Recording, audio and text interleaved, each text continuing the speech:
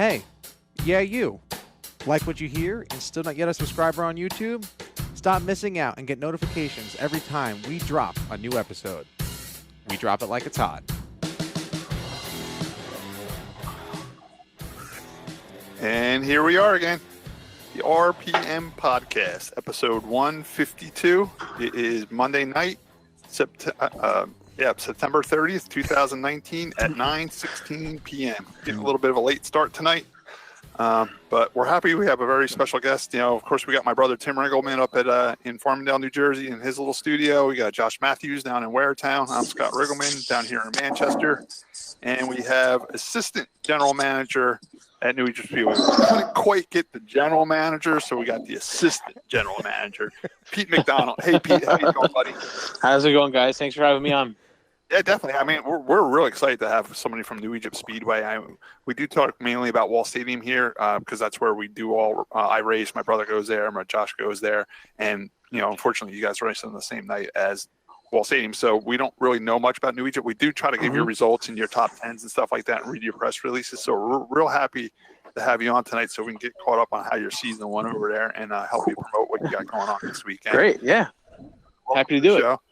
We do have your little flyer here, and what you do have going on this weekend is the it's hard to read here. You got a $7,500 to win big block versus small block modified feature Saturday, October 5th at 6 p.m. Yeah. That's our third annual. Third annual? Third time. Third year in a row we've done this. It's getting bigger and bigger every year, and this year's going to be our biggest one yet. Okay, it's called Legends of the Fall, right? Mm-hmm. Yep. I love this concept. I love you having the big blocks versus small blocks. Wait, so there's no legend cars? No. Well, I know they race on dirt too, so I just wanted to make that clear. But yeah, the big block versus small block. I love that concept. And a lot of people from the outside are like, "Oh, a big block's going to kill a small block." Not necessarily. A lot of times, the small block can win that race. Absolutely, yeah. Actually, the first 2 years it's won it. It's the small block guys, they can keep the momentum up a little harder. The big block guys, they got to pretty much stop getting in the corners to get the car load up. Meanwhile, where the small block guys can keep their momentum up and make it work. I like that. Now, what's the weight difference between the two? Yeah, it's about 200 pounds. Big blocks are 25.50. I'm pretty sure. The small blocks, depending on whether they're running gas or alcohol, are 23.50. Okay. Oh, really? Those cars are that light, huh? That's pretty cool. Yeah. Scott, what does your car weigh? 3,300 with a small block on Wawa pump gas. Another big. I'm not a big. I mean, I do race dirt cars. I race, the enduro type cars. I'm not really know the modified rules much, but I know one of the big topics in dirt modified racing is sail panels or no sail panels. Are you guys a sail panel track or not? Yeah, for our modifieds, they're sail panels. Our crates and our sportsmen, they run the traditional windows, which we just do that to make them look, different. You know what I mean? Because the guy coming in off the street, what's the difference between a modified and a sportsman? I mean, in theory, they all look the same, but that's why we have the sail panels on the modifieds to make them the differentiation. That's a really great idea, because, we have the same problem on Wall Stadium. The casual fan that comes in on the, one of our summer crowd people that come in from the Jersey Shore and don't know much about racing, they don't, from the eye, they can't tell the difference between our crate modified and the regular wall modified. So by you guys doing a different body panel, that's a really great idea, Pete. Yeah, it's just something to differentiate them. Yeah. Okay, that's a great idea. That's good to know. Do you have any support divisions this weekend with that big modified race? Yeah, we have the crate versus sportsman. They're going to have a 25 lapper, paying $1,000 to win and $100 to start. Okay, cool. So crate and sportsman guys. The sportsman guys, they got a lot more power, but when the track looks off, the crate guys kind of evens out with them. And actually, it's pretty. When we did one back in June, it was a pretty good race. Okay. Now, obviously, this is a non-points race too, so that always makes it a little more exciting. Yeah, our points ended a couple weeks ago, and I'm telling you, I love racing in the fall. I think that's when it really gets fun. There's nothing better. Yeah, there's nothing better. We're all big guys, Pete. There's no secret about that. So the weather's cooler. We don't sweat as much when we go to the track. We love hoodie season. You know what I'm saying? Yes. The race cars are always faster when it's cooler out. Points are over with. Now it's just like, let's go racing. Have fun. Let's go have fun. Yeah. Right. Yeah. Do you expect any outsiders coming for this? Yeah, we're going to have a ton of outsiders. We got guys coming from Delaware, Pennsylvania, New York, Massachusetts. Andy Bacchetti's coming from Massachusetts. I got Danny Creedon coming out of New York, Matt Hawkins coming out of Delaware. And then you got the guys coming out of Pennsylvania, Dwayne Howard, Brett Cressley, a couple of those guys, and then you factor in all our guys on top of it. It's, should have a pretty stout car count. Now, what do you do about a tire roll? Is it a track tire that you got to run on? For this, it's pretty open. But on Saturday nights, we have a track tire roll. Oh, wow. So you even open up your tire roll to draw some people from the outside too. Yeah, I mean, we try to keep it the same compounds as we would race on a Saturday. Mm-hmm. So it doesn't really hurt our guys. So our guys have to go out and buy tires. You know what I mean? Right. But if there's a track in Pennsylvania that runs the same compound, absolutely bring it. Use it up. All right. Now, for a family going into the grandstands, how much is a general admission ticket? An adult ticket? Adult ticket for Saturday is $28. Seniors are seniors 65 and up are $25. Teens 12 to 15 are $18, and just like every other show we do, kids 11 and under are free. Oh, that's awesome. Yeah, and military is $18 too. Usually we try to do military just about half price for every show, just because we're so right there. I mean, we got Dix, McGuire. It's all right there.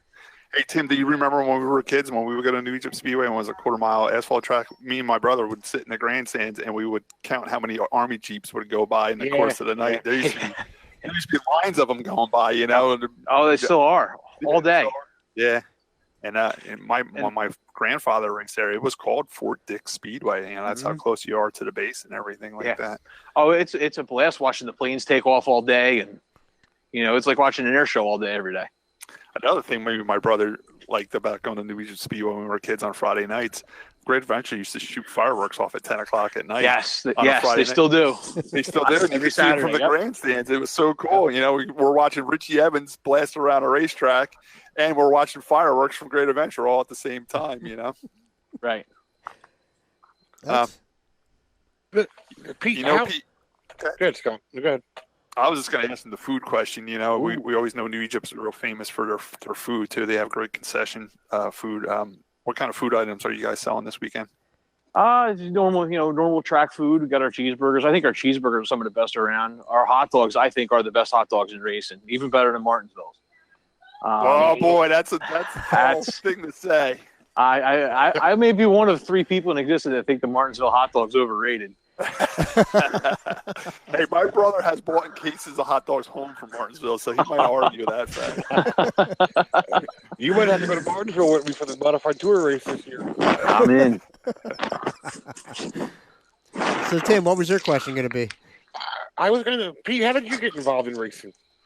My dad was pretty involved at Wall Stadium. He actually built the first truck ever that ran there in '96, him and Mitch Baruti. So that I've been going to Wall since I was 5, 6 years old, and then we started going to Windsor on Fridays, and then we kind of just stuck with the dirt thing, and then and it kind of just snowballed from there. I wanted to get involved, so I just started taking pictures, and that kind of led one thing to another, where it just I started helping out with a little stuff here and there, and it kind of led to where I'm at now. Yeah. I also remember you racing yourself with a 4-cylinder car. Yeah. We were in a handful of races. I still got it. It's ready to go. I just don't have the time. Is it parked next to Josh's car? I don't know if you know this, Pete, but I drive around my flatbed. When I see unused race cars, I kind of scoop them up and bring them back to my place. So I might have to grab it one day. I've towed that car before too. Once, haven't I? Really? Down at Beechwood? Yeah. Your 4-cylinder in Beechwood one time. Yeah. Believe it or not, it's actually at my dad's house in Tennessee right now, because he got bored when he moved down there. He needed a project. He says, I'm coming to get the race car. I'm going to freshen everything on it. Ah, really? So we're not even going to be able to unload by pass. Yeah. Do you have any plans on racing again? Bringing it back up here and racing it? I do. It's just they have the 4-cylinders right at New Egypt now. Yeah, that's actually getting better and better by the week too. Yeah, I've been paying attention to that. Your car counts are really building. You got Mike's Performance sponsoring the division now. Four-cylinders are kind of the future of short track racing because of the availability of them. And that's what the kids are into now. They're into those type cars. And I think it's a great idea that you guys bought the four-cylinder division over there. Yeah, and it's cheap. Yeah. Well, for racing, it's cheap. And Right. It's cheap. Nothing cheap, but it's in racing standards, it's cheap. What about RC cars and slot cars? You still do any of that type of racing? No, I don't. I that's all. I still have all that stuff too, but it's just, I'm at the racetrack so much I don't have time to really do anything anymore. Are you at the Speedway every day, like a regular job? Oh yeah, hey, I'm there 8 o'clock in the morning till 5 o'clock at night, and then Saturday. You get there when you can, and you're out of there, 1 o'clock in the morning sometimes. Cool. And everything's a go for next year? No worries about next year? Oh, yeah. Oh, yeah. Next year looks great. All right, good. Pete, I did sneak over there on a Sunday when you had the monster truck show there. Mm-hmm. One of the concerns I had going over there, but it seems like you guys handle it fine. Like, in my towing business, I tow a lot of cars out by New Egypt and stuff, so I drive by the racetrack, and I did notice that you're renting out your front parking lot there to a construction company. And I was worrying about parking would be really tough there, but I did notice you guys put a beautiful parking lot out behind the racetrack. Right. So there's that's plenty of parking. That's one of the things is, we looked at it as, the bills have to be paid all year round. You know what I mean? No matter what, there's a mortgage on the place. The electric's got to be kept on. So we just started renting space out, and it helps. You know what I mean? Every little bit helps. Yeah. Did you guys make that parking lot in the back, or did the company that's renting your space make it for you? No, we made it all. We dug it and built it, and I tell you what, it came out really nice. It's a nice level parking lot, and it's bigger back there than I thought. I didn't realize you guys had that much property behind the racetrack. Yeah, and there's actually more to it. Yeah. Is that where the swap meets are going to be held in the future, or? Nah, swap meets are going to be in the pit still. Okay. I was just because do you know when the next one is by chance? December 7th. December 7th. Race car swap meet December 7th. Motorcycle swap meet is October 20th. Okay. That's a great time. I love going out to those. A lot of cool stuff out there.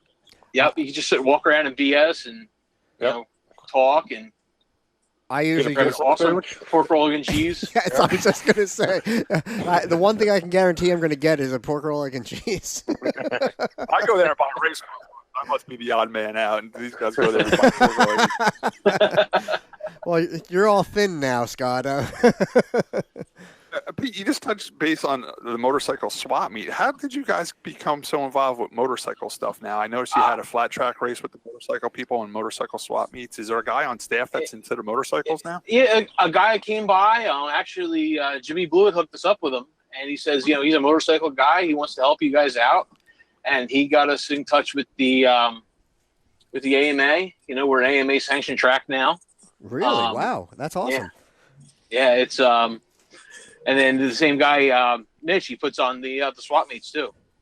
So it's like I never knew that the flat track thing was as big as it really was until the day we announced it last year, and it just exploded. The first race we had was that Saturday in July, or it was a Sunday in July. It was 113 degrees outside. I remember that. I thought your guys were going to get canceled because of the heat, because I think the night before Wall canceled before the heat. Well, we canceled our Saturday program, and we're like, hey, do you guys still want to do this on Sunday? You know what I mean? And they're like, no, we're all for it. Let's do it. And I'm like, we ended up having 75 bikes in the pits. Oh my God. Yeah. So the next time we're doing it, in a couple of weeks we're doing it on a Saturday night under the lights. So that's ought to be insane. Yeah, you said you had 75 motorcycles in the pits. Normally, where would these guys race these bikes at? A lot of them race down Pennsylvania. There's a handful of them that are from New Jersey. They never had a chance to race in front of their their hometown people until now. And the crowd. I drove truck for a living. I used to go up to upstate New York, and there was a flat track up there by Tioga Downs, and I used to see them race there. But other than that, I didn't know them racing in our area much. I didn't think it was big around here. It's actually really big out in central Pennsylvania. Okay. So there's a lot of like most of your go-kart tracks. Yes, yeah. Yeah, you And get like I said, it's they all wanted to do it, under the lights, and it's going to be a spectacle. Now, would you do that on a standalone event, or would you tie it in with your race cars also? We'd probably have to do it standalone, just because we got to put rolls of AstroTurf up against the guardrail to keep because you don't want the guys on the motorcycle hitting the guardrail. Plus, you don't want the cars rutting the track up for the motorcycles. Right. Yeah. I mean, there's actually a lot of track prep that goes into it. And that was the hardest thing we had to keep a grasp on that day. Was when it was so hot. Was just it was just so hot, so dry. We couldn't keep enough moisture in the racetrack. And that's my next question. Like, how hard was it to get AMA approved for the racetrack? Was there any changes you had to do to the facility to make them happy? Just the safety stuff. You know what I mean? Which, we're in New Jersey, the safest state in the country to race at. Right. So I know. we knew pretty much going in. When I take my race car out of state to race, they're like, "Oh, you're racing New Jersey, right?" I'm like, "Yeah," and they just slap a safety sticker on. They're like, "If that thing passes in New Jersey, it's going to pass here." You know what I'm saying? Yep. Yeah. It's everybody can say what they want, but I'd rather be safe than sorry any day of the week. Right. I agree. So how does the motorcycle racing work? Do they have divisions like we have in the race cars? Yeah, they actually they're going to come with I think 23 different classes. Oh wow! When they do it, yeah, and there's kids from literally on 50s that are 7-8 years old to they call from 50 cc to 50 years of age. So and then there's guys that are just slinging it around on their motorcycle. That's just it's crazy to watch. I used to stand in turn 3 taking pictures there and watch Steve Kinzer back a sprint car to a corner and thought he was a badass, and then I saw somebody do it on a motorcycle. Say, "Wow, that's you can have that." How did the competitors themselves like racing their motorcycle on New Egypt compared to other tracks they race at? Was there any complaints that it was too big or oddly shaped, or no? That was they loved the fact that it was a little bit different. You know what I mean? They go to an oval. An oval's an oval. With us, with the dog leg on our backstretch, you're like, it's something different. They absolutely loved it. That's awesome. Yeah. And I touched base with you a little bit too on the pre-show that I went over there on Sunday and watched your monster truck show, and I really, really enjoyed that. You did have some type of off-road racing, not motorcycles necessarily, but they're called side-by-sides, kind of like a big two-seater quad. Yep. Is that AMA too, or is that something totally separate? No, they were just they were with the monster truck. They were kind of like the support division for it. Yeah. Like you open an act for the monster trucks. Oh, that's cool. Right. I really enjoyed your monster truck show. I think you had some very cool monster trucks there. I know they're, it wasn't Gravedigger or Bigfoot or anything like that. But the one cool monster truck I really liked was the diesel one. You notice that one? Yeah. Diesel power. And it was quiet. It was quiet. It was that was what I was about to say. But it had plenty of power. It shot smoke. The kids call it rolling coal or whatever. But it made like no noise. It was like a big turbo, just like going over the cars and stuff. It was different, man. I really, really liked that monster truck. Yeah. It had a lot of power. But it was totally different than the other monster trucks. And then you had it was kind of like a General Lee themed monster truck, but it was called General Hazard. And they said it was Hazard County, but it was Hazard County, Pennsylvania, stuff like that. Right. He put on a great show. Yeah, those guys they get into that stuff. Yeah. They really get into it. Now, when you hire a monster truck thing like that, is there like a series that you hire, or is it like a club or a group of trucks? How's that all work? It's you pay the trucks to show up. You know what I mean? You have to go out and you have to contact them and book them, and do you contact each truck separately, or they come as like a package? It depends. Some of them be like, hey, we travel with this one, we travel with that one. You know what I mean? Right. Yeah, it was a definitely good show. I really enjoyed it. It was a blast. I wouldn't do it every week, but it was a blast. It's something different to watch. Some tracks make that mistake. I remember when we were kids at Wall Stadium, they'd have one monster truck show a year, and it would be packed, wall-to-wall people, standing room only. And then the trucks get a little greedy. Now they want to have it 2 times a year, 3 times a year, and then it kind of waters it down, I mean, you can do it Absolutely. 2 times. That's why we only do it once. Yeah, but you had 2 days of it. You had Saturday and Sunday, which is nice. And they were both sold out, right? No, I wish. Yeah. It was pretty packed for both days. Okay. Bridgeport's the one that it's sold out there. Oh, okay. Yeah. Well, I mean, it's still a good crowd, so. Yeah. Yeah, there was a good crowd. And Yeah. you get a different crowd. You're not like milking the same cow from your race car crowd. You get a whole new group Absolutely. of people coming in to spend their money. And then hopefully they like the show, and then they come back on a Saturday night to watch the race cars. You know what I'm saying? Right. Bingo. Yeah. I mean, we try to put a couple cars on display out, when you first walk in. A couple modifieds on display in the hey, this is what we do. Yeah. But I mean, when Wall Stadium used to do it when we were kids, and when I had the street stock at Wall Stadium, they had the whole show in the infield, so we would actually go out with the street stocks and do a few laps. I did it with my modified. But I noticed you guys had the show set right up on the front straightaway, right up close to the crowd, and that was really cool too. Yeah, that was. I think that'd be a little different to jump. It'd be hard to jump a modified. Well, that's why I mean, because Wall Stadium used to do it in the infield, the track was still open to do some laps. Yeah. How hard is it to set up that course? It seems like a lot of work. It takes them honestly about a day. It takes them probably a day to build it and probably 3 or 4 hours to break it down. I mean, by the off the track.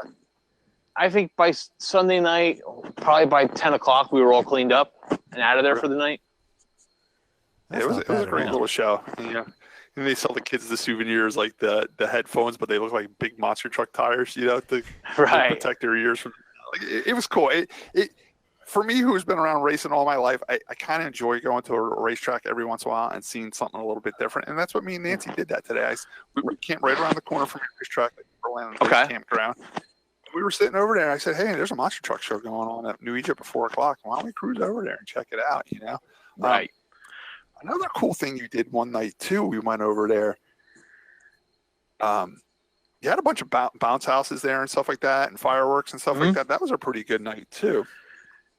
Yeah, the fireworks deal, believe it or not, there was actually a sponsor of ours. They were having a demonstration for people from all over the country. They flew them in, and they basically lit off fireworks for like 3 hours one night. Tim, that's what you want. That's the night I was there. Yeah. They were trying to sell fireworks to these people. They're like, "Hey, could we use your parking lot?" I said, absolutely, go for it. It's amazing when you have a facility like that, the phone calls you get and the stuff that people want to do at these facilities, Yes. The biggest thing I get is, during the week there is I got people thinking it's a go-kart track. Oh, they want to come in so like they're going to go-karts? Yeah. It's not a bad idea. No. Did you ever look into the possibility of like having a little fair there with the races? We did back 4th of July. We actually had the fireworks for the town at the racetrack. That's why. And they brought in rides and bounce houses and stuff like that. Yeah, that was a pretty cool deal. Yep. Yeah.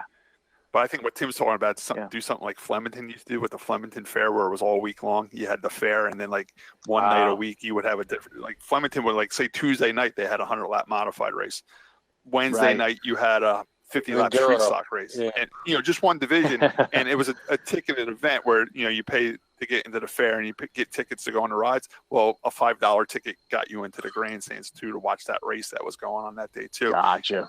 And when I raced at Flemington, we used to run that fair race, and there again, you got a whole different crowd there because they're there for the fair. Now they hear the race cars start up, and it's another $2 or $3 to get in to watch the race cars, and then they would come in and watch the race cars. Yeah. I remember Chris Economaki. I heard him tell a story once where it was it might have been at Flemington where they were they're in the fair and he's making it up to be like, somebody crashed really bad and hopefully he's not hurt. Just trying to draw people in. Right. Yeah. Into that. Because when we were at the fair, that's when Joe Hall was working there, and Joe Hall was a pretty good promoter, and he's a little wacky and crazy, and he did it. It was like 5 o'clock, and we weren't racing to 7. He's like, "Guys, start your cars up and drive them around. I just want people to hear them out here and start getting interested, and start buying tickets." So every 15 minutes, he would just have us go out there and do a few laps just to make some noise, so people would start peeking over the fence and seeing what's going on. And it seemed to work pretty well. All right, Pete, we really appreciate you having on. We really appreciate you keep Egypt running strong over there. Just from my point of view, I just want you to know that I have an 8-cylinder indoor car. We race out of Bridgeport. Maybe we'd love to get a race over at New Egypt too. You know, it's being discussed. Trust me. All right, well, you got my number. Give me a call if you need any information. I would love you help. This Saturday. Yep, this Saturday. Let me mention it one more time. Hold on a second. I just want to mention one time. Yep, This Saturday. Go check it out. Saturday, October 5th at 6 p.m. $7,500 to win. That's a lot of cash, you know.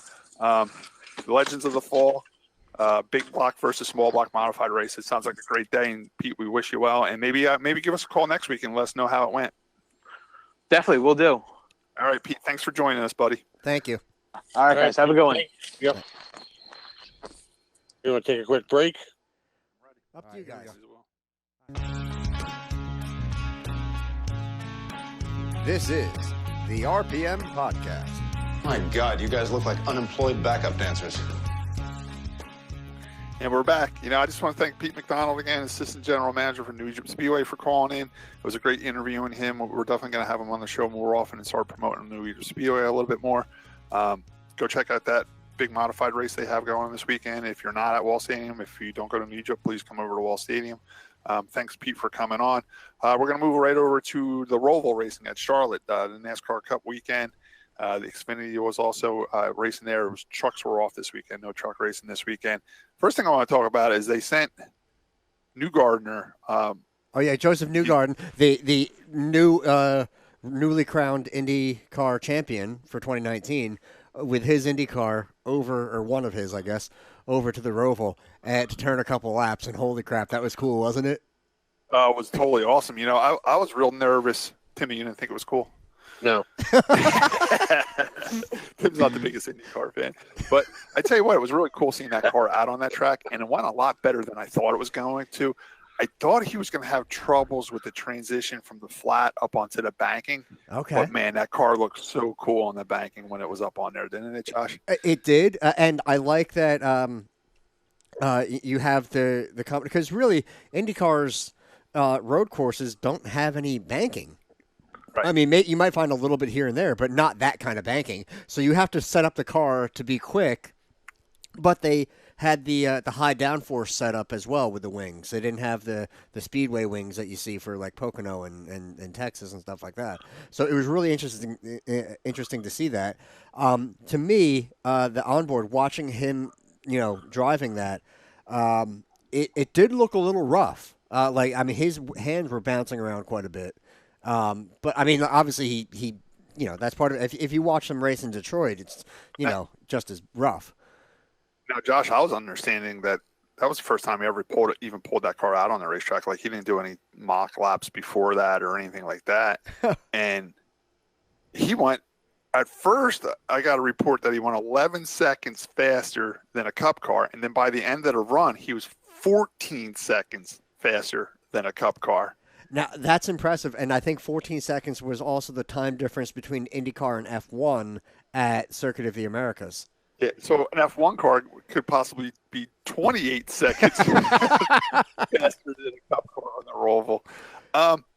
It was cool. It was definitely cool seeing that car out there, and if you noticed, every big name in the Cup Series was standing somewhere watching.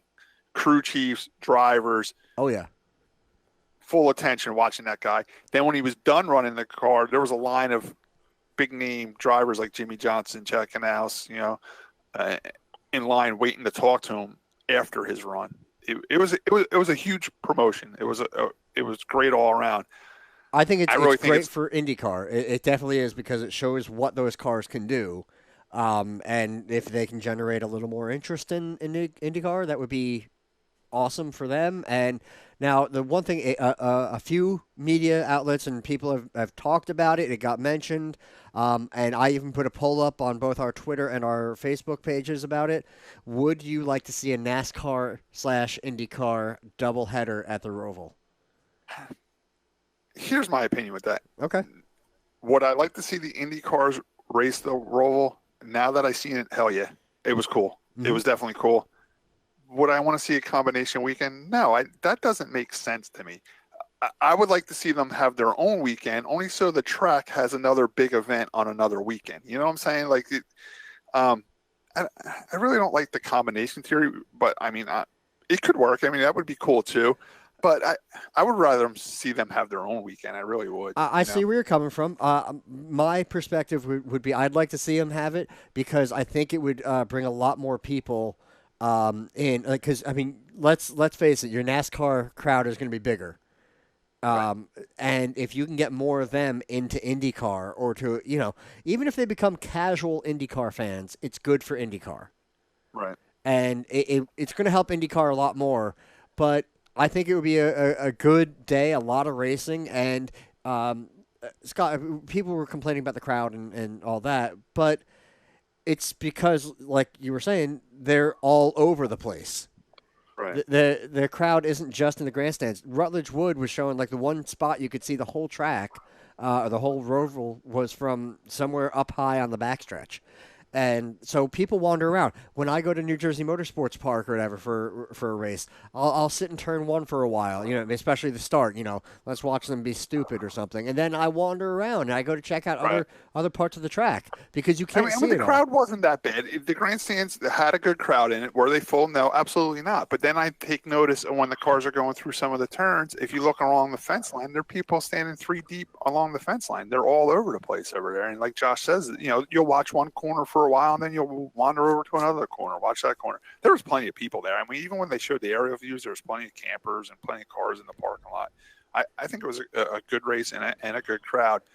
Now, Josh, when you say a double header with the Indy cars and NASCAR, how would you like to see that weekend laid out? Would you want to see the Indy cars on Saturday and then the Cup cars on Sunday, or would you like to see them both on, say, a Saturday where the Indy cars go out first during the day and then the Cup cars race at night? Well, under the lights would be pretty cool, I think, and you could treat that almost like an IMSA type race. I don't know exactly what would be the best scenario. Would it be better to have IndyCar and the Xfinity Series on Saturday, and that way you're not, interfering too much with the main product of the Cup Series on Sunday? The other thing that I say, if you run NASCAR and IndyCar together on the same day, you got to let the NASCAR guys run first, because if you put the Indy cars out there first and then the NASCAR cars come rolling out, they're going to look like they're going 5 miles an hour. You know what I'm saying? I'm okay with that, actually. Are you? Yeah. I think you would have to run the Xfinity cars first and then bring the Indy cars out. But the difference would be you have, the IndyCar guys, maybe a little contact into that first turn or on a restart, but then you watch the Cup guys as they pile in like they're, like there's candy in the wall at turn one. Just hog piling in there. I don't know. I mean, their little promotion was definitely a hit.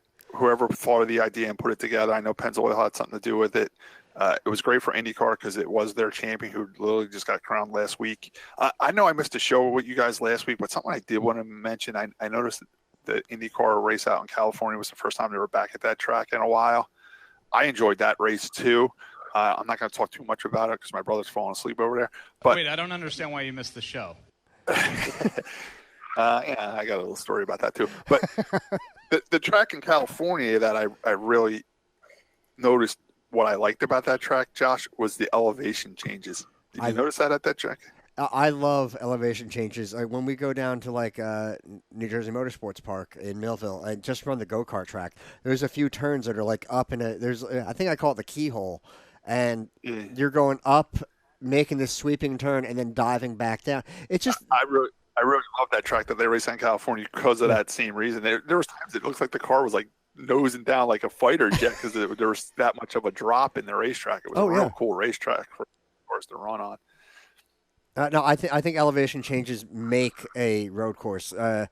That's why to see a street course where it's mostly flat, other than it being a little bit tighter sometimes, I don't think they're as exciting as a natural landscape, road course where nothing like out in California, but I did notice that the Roval did have some elevation changes as well. Not as much as say out there, but it was cool watching them go from the banking onto the track. And there were some turns that you went uphill and downhill and stuff like that.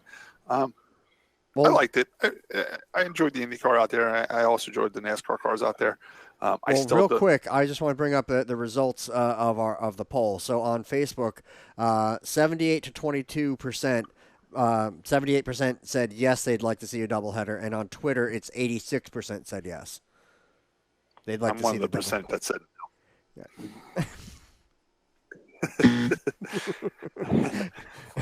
But no, it was cool. It was definitely cool. Another thing I was thinking about in the back of my mind watching that IndyCar go around the Roval, I think the people at Pocono are like, you know what, we should have did a Roval thing with the IndyCars at Pocono. Honestly, they could have.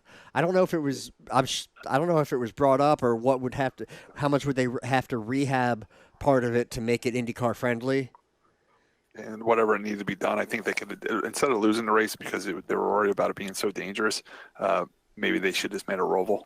Because the Roval and the IndyCar and the Roval at Charlotte ended up being pretty cool. And I think putting a pretty cool Roval in at Pocono would have been really cool to watch the IndyCars there as well. If you could incorporate the 3 big turns, because that was one of the parts of how Pocono was designed to be like, what was it, Trenton? Yeah, that'd be cool. Yeah, like you could go through NASCAR turn 1 in the infield and then come back out, go through NASCAR tunnel turn back in the infield and then come out and get on or turn 3 and then back into or go down the front straightaway or something like that. No, you're right. That'd be cool. Yeah, and that way they can get some speed, go down in front of the grandstands, and then dive off into the, whatever. I mean, I think it would be worth it. So, all right, moving right to the NASCAR race. That's enough about the Indy thing. It was cool, and now all folk, now we just got to pay attention over winter and see what the rumors are. And obviously, the IndyCar schedule is out for next year already, right, Josh? Yeah. There won't be nothing next year, but maybe 2021. We'll see. I don't know how long the deal was inked for, so I mean, if it was like a 2 or 5 year deal, I don't know. For what? For like Pocono being out. No, I mean for IndyCar to go to Charlotte. Oh yeah. So it wouldn't happen next year, but I think they would have to. I mean, could they add something in? I mean, really? I mean, money talks, right? Yeah, they can add it. If they really that much of a hit and they really wanted to do it, it's still early enough to say, all right, 2020, I'll bet you. I do want to move on, but I'll bet you if you offered it to the IndyCar drivers to be there on a NASCAR weekend and be exposed to new fans, I think they would all say, "Yeah, sure, add the racing. Who cares?" Joseph Newgarden, that's a Penske car, Josh. Oh crap! Now you're calling me out. I don't know. I think it is, and I think Roger Penske might have something to do with it because his IndyCar teams are right there in Charlotte with the Cup teams. So I think if he really wants that race there, he can start pulling some strings and make stuff happen, All right, something we'll keep an eye on, We'll definitely keep an eye on it. I'm still keeping an eye on Pocono and seeing how they're going to replace that weekend. I still have a feeling we're going to have a Formula E race on some type of road course at Pocono. But we'll have to wait and see what happens there. Yeah, it'd be something. All right, moving over to the NASCAR race on the Roval. It was a good race. It was cool seeing Chase Elliott win. Chase Elliott screwed up on a restart and drove straight into the fence.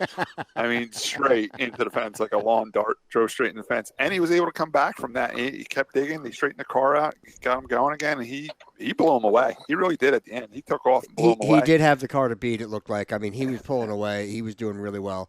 I know Truex didn't have the greatest race, at least to start. A couple times. He struggled a little with this one.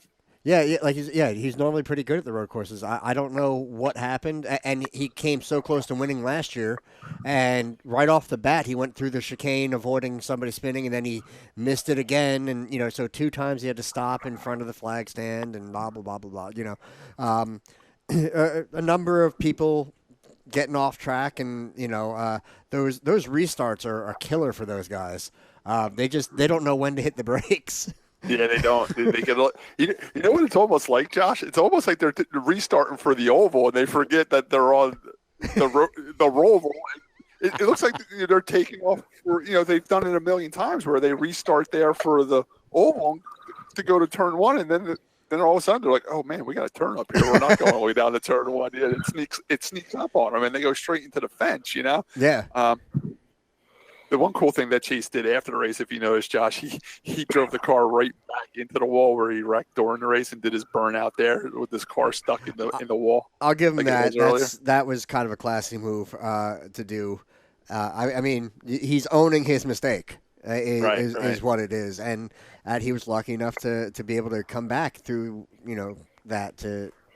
And he walked away with it at the end. He was gone. He took off from those guys. He really dominated at the end of that race. Mm-hmm. It was pretty exciting to watch him do that. And now he's turning in a little bit of a road racer too, because he won at Watkins Glen as well. Right. So he's starting to shine. And you said we mentioned his dad won as well this weekend. He won some vintage car race at like Road Atlanta or something like again this weekend. So they had two reasons to sound off the siren at the stupid siren. Dawsonville pool hall. Yeah, I know what I'm doing mischief night. Well, you know what though? That pool hall siren, I kind of thought that was going to be like a forgotten about thing when Bill Elliott retired from Cup racing, and it's cool to see that it's still going with Chase Elliott, with Spencer Davis. So I'm glad they still get to sound their siren off every once in a while. Yeah. It's such a dumb thing, but I agree. It's kind of cool to keep it going. It kind of reminds me too.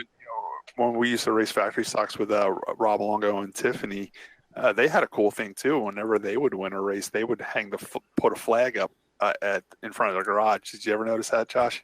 No, I didn't go over. Whenever either Rob would win a race, they would say time to raise the flag at Greaseland, and they had like a Greaseland flag with like a checker flag on it, and they would raise it up the flagpole in front of the garage. I always thought that was pretty cool to symbolize that they won a race.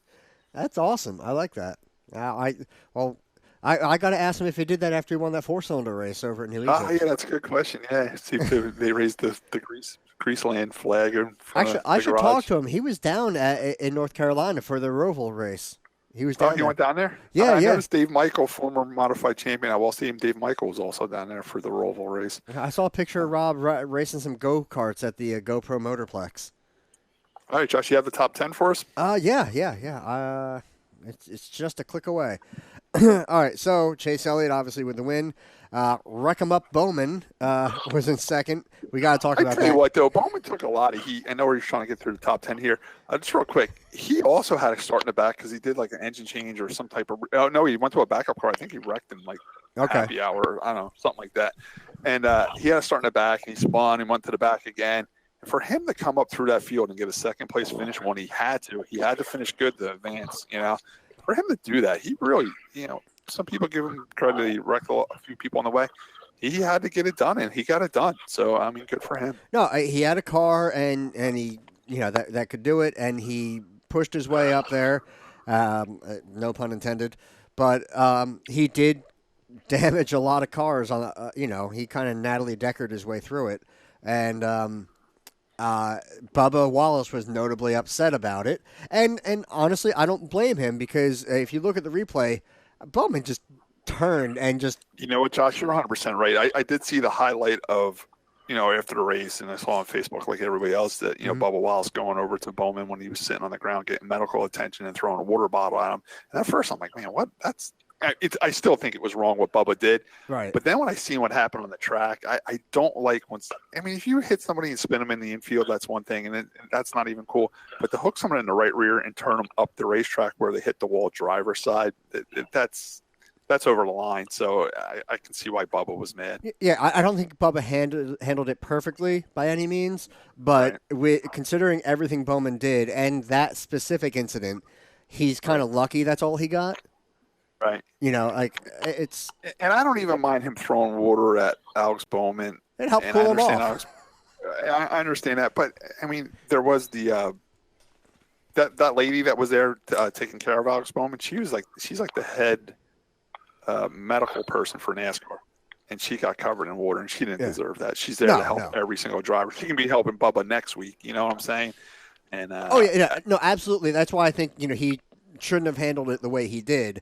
But, because of how it went down, because she got covered, because it was, but, yeah, I mean, I think, let's say it was a cooler day, and he went up and just grabbed him by the shoulders and pushed him back into the car or something yeah, absolutely. I mean, you're upset. The guy, pulled a D-bag move completely. Right. And yeah, I would be upset too. So and you're not going to forget it. So what do? Do you take him out next week? I don't know. We'll see how it goes. But yeah, that's another thing about made Alex Bowman's run even a little more impressive was he was sick all week. He was sick from Wednesday. He had the flu. He had flu-like symptoms. And he said he was not feeling well that whole race. And for him to dig deep and get a second place, and another thing, like you just said, Josh, we're end of September, getting into October. It's very hot still. Oh yeah. And for him to race under those conditions and finish second when he had to, I never really took notice of Alex Bowman much, but after that run, I think he's a pretty damn good driver, and he doesn't give up. Yeah, there's a few drivers as they, when the pressure's on, that's when they perform. But yeah, it was interesting to say the least. Oh, and also a quick note. I hadn't paid attention to it really, but Rick Patterson called me last night and made damn well sure I knew that there was a Ferris wheel at the track. and the Ferris wheel fits there. I mean, a lot of the road racing, like we go back to the Daytona, 24 Hours of Daytona, they always have the Ferris wheel. That's kind of where it started. So it really fits in well with the road racing. All right, finish the top 10 here. We're losing my brother over there. Yeah, I'm sorry. I'm okay. So Alex Bowman in second, Kevin Harvick in third, Clint Boyer, Brad Keselowski, William Byron, Martin Truex Jr., Ryan Blaney, Jimmie Johnson, and Joey Logano are your RPM podcast top 10. What happened to Kyle Busch? You know what? He hit something. Josh. He hit the wall and ended up getting like a left front flat, damaged something or whatever. And he was going to go and pit and get it fixed, but he ended up pulling off. And where did he finish? Like 37th? 38th, I think they said. 37th. A lot of people, of course, whenever Kyle Busch does something, he's under our microscope. A lot of people gave Kyle crap for doing that, saying he was a quitter. He gave up on his team. He's a quitter. Kyle Busch put a tweet out that kind of made sense to me. He's like, listen, the sway bar mounts were broken in the car. The car was not handling. It wasn't going to get any better. It was nothing we could fix with, we needed to weld new brackets on it to fix it. Like we weren't going to get it fixed under the new 5-minute, penalty thing they do, Yeah. He said it was he knew no matter what happened that day, he was still leaving there, first place in points, and he was moving on to the next round. He had nothing really to gain. He had more to lose than gain. He was either going to wreck somebody or wreck himself or get hurt. Or overheat himself or something. Yeah, it was just like it was just time to call it a day. It wasn't their day and move on to Dover. Look, if he got the car back out there, and let's say it was running really badly because it probably would have handled like toast, he was going to gain one spot. It's on a route. It's so he there was one car that finished ahead of him with a DNF. That was Garrett Smithley, and so what? Stay out there and hopefully get one spot, or hope that a ton of cars wreck. They weighed their options, and as a team, they said, "All right, pull it in. It's not our day." And of course, Kyle took all the heat, saying he was a quitter, crybaby, and he wasn't. He explained himself on his Twitter account, and it made total sense once I read that. He was probably back home on Lake Norman within a half hour. Well, that's a whole other story. Well, why drive around a cup car with a broken sway bar when you can go back to your $6 million house on the lake and go have fun? In Me your and my brother private always jet. talk about that all the time. But I mean, Scott, like let's say your belts fall off or you have no power steering. Now your engine's going to overheat. I'm going to pull off. It's done. Your day's over. Your day's over. I mean, if I can do it And with you a know quick. what? You know what? If we were back in the old traditional point system, he would have had to ride around all day. With this new point system, he didn't have to ride around all day. Yeah. So I want to give a shout out to Jimmie Johnson too. He's been taking a lot of crap. He got a top 10 finish this weekend. He was a top 10 car as well. He ran. It was sometimes he was leading, sometimes he was fifth. He was in the top 10 all day. It's not like he snuck into the top 10 late in the day. Yeah. He had a solid top 10 day. I listened to Jimmie Johnson on Dale Jr.'s podcast, and he still has a very positive attitude about racing. He still has the hunger about racing. It was a very good podcast. If you guys want to check it out, when I was done listening to that garbage. When I was done listening to that podcast with Jimmie Johnson and Dale Jr., I had a new respect for Jimmie Johnson. He's still hungry. He still wants to race. He still wants to win. And they're basically these races here. He even said this is his 2020 season now. you know. And he said he has total confidence in his new crew chief, and they're going to get things turned around. And he's been shown a steady improvement the last few weeks. Good. I mean, it matters, and like you said, starting if he's working on next year now, that's not a bad. He's got a head start. Yeah, it's not a bad thing. He's got a head start. All right. Let's move on to the Xfinity Series. I did not get to see the Xfinity Series race. I was at Wall Stadium with my race cars. Tim, I'm assuming you didn't see anything because you were up at Stafford spot for Eric Goodell on the modified tour. I saw a few laps of it. Honestly, same kind of thing. Restarts, they would spin and pile into the wall and all sorts of chaos, and it's kind of entertaining to watch. Because I think it's fun because it's chaotic, and it also shows that even these top-tier drivers can screw up. And right. it makes it entertaining. It makes it interesting. I think it was a good race. I think the Roval is a good thing. I know it still catches flack, but I think it's a good race to have. So I didn't get to see the end of it. My kid dragged me into other stuff. So anyway, I'll just go ahead with the RPM podcast top 10 with AJ Allmendinger, the Dinger, getting the win. And not only did he get the win, he finally got to keep a win. Like he's been finishing second or third with this team all year. When he only raced like about 4 times this year, but every time he's been in the top 3, and twice he's got him taken away over car being a little too low or a little too high or whatever. This time he won. And he was able to keep the win, and I think that's great for AJ. Yeah, I think he needs that. The team needs that, and it's deserved. Josh, just real quick before you go on with the results, in a weird twist here, AJ Allmendinger lost his ride at JTG Motorsports to Ryan Preece. Well, now Chris Buescher leaves that team to go back over to Roush, leaving the team car to Ryan Preece, where AJ used to race, vacant. You think there's any chance they might bring AJ back over there? Well, I think let's face it. I mean, we all love Ryan Preece because he's a modified driver from our neck of the woods. He even talks to me on Facebook and stuff like that. But Ryan's done good. Don't get me wrong, but he hasn't done much better than what AJ was doing in those cars. So it's kind of showing that it wasn't AJ. Right. So you think they say, all right, AJ, you let you go, but now we got a seat. Well, let's bring you back. Well, I think, one, do they want him back, and then 2, if they make the offer, will he go? Will he go because he's only been racing a handful of times this year, or he would go? Trust me, he ain't doing nothing else. Okay. No, I don't know. But would he have hard feelings about the whole thing? If you ain't got a ride in the Cup Series and they're offering to bring you back, you look over his hard feelings. I mean, Josh, I know from your ex-girlfriend from high school called you back and offered you to come back, you'd go running over there so quick. Stop making fun of me because I'm desperate. I'm real curious who's going to get in that ride. It was just something I was thinking about because at least when they had AJ over there, they had a chance to. AJ was very good at road courses, obviously. So you always had a chance a couple times a year when you had a road course. Also, he was real good at restrictor plate races. He was getting top 3s with that car in restrictor plate races. And now you get a few more chances on the super speedways with AJ. Plus, he was, for some odd reason, he was really, really good at Martinsville as well. So, I mean, you legitimately have a shot at winning with AJ in your cars 5 or 6 times a year at these racetracks, It's just something I'm thinking about. I was just wondering maybe they bring him back or go in a different direction altogether. I guess time will tell with that. Yeah. I don't know. I mean, if it opens up or if they look at him and say, yeah, maybe we screwed up and we'll bring him back, go for it. All right. That's something. Go ahead and finish the Xfinity top 10 results, and then we'll move to local. Okay. So AJ Allmendinger with a win. Tyler Reddick, Austin Cindric, Justin Allgaier, Noah Gregson, Labby, Nemechek, Custer, Briscoe, and Truex are your top 10.